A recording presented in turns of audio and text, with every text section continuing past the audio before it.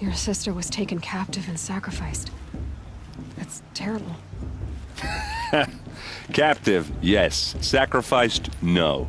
It takes more than a few Carja to finish Ursa. She got away, and now she's my captain. Captain of the entire Vanguard. Favored by the Sun King himself. How did she survive? Oh, that's a story, all right, but it takes a while to tell. Maybe another time over a drink or three? Or just come to Meridian and meet her yourself. I think you'd like each other. You're both rather, direct.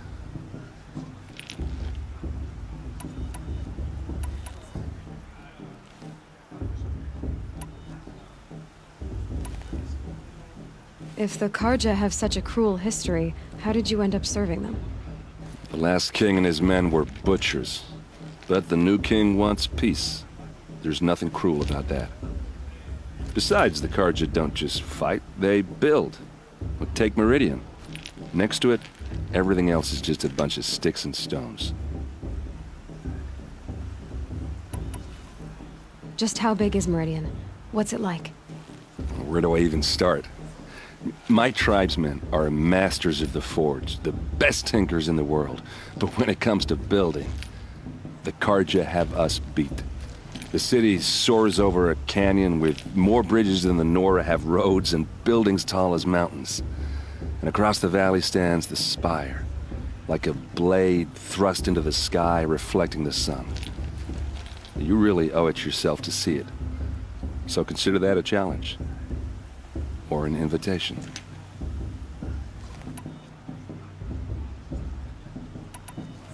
So, what happened? How did it all end? The Mad King's own son united Carja rebels with Oseram freebooters. And together we did the impossible, took back Meridian and killed the crazy old king. So now the son sits on the throne and it's a big improvement. Under Avad, there's no more sacrifices, no more slavery. People from all tribes are welcome in Meridian now, even Nora exiles. You really should come visit.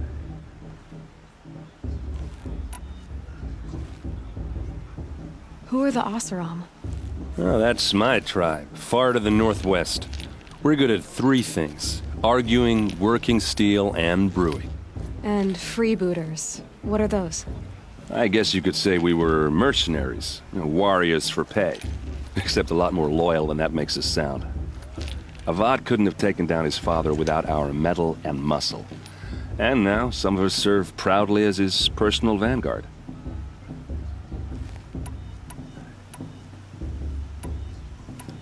You said the machines have been getting more dangerous every year. Yeah, I don't have to tell you that, right?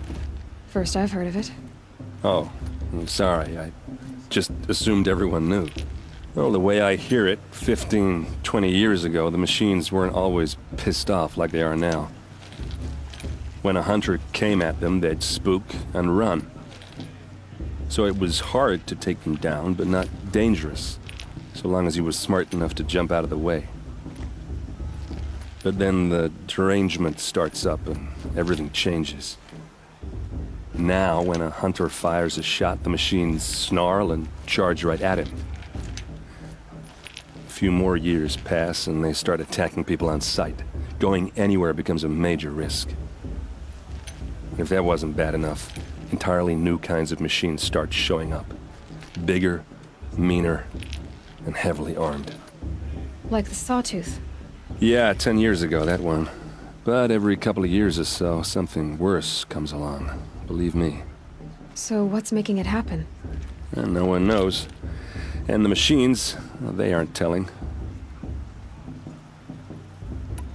Tell me about the derangement again. Well, the way I hear it, 15, 20